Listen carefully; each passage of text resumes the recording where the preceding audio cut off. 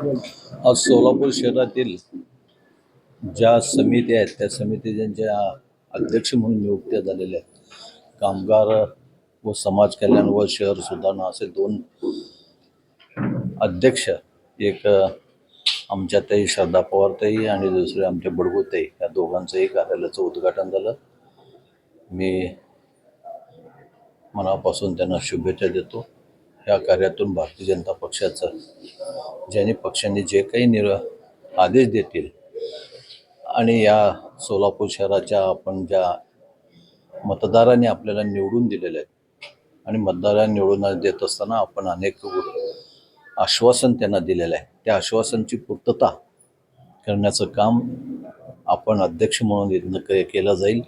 आणि मला असं वाटतं की ते दोघंही नवीन आहेत पण सुशिक्षित आहेत, त्यामुळे एक प्रकारचं चांगलं काम या महानगरपालिकेमध्ये ते करून दाखवतील.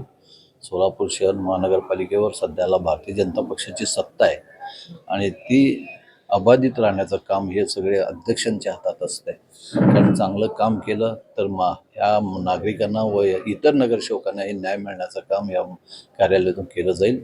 त्यांना सगळ्यांना शुभेच्छा.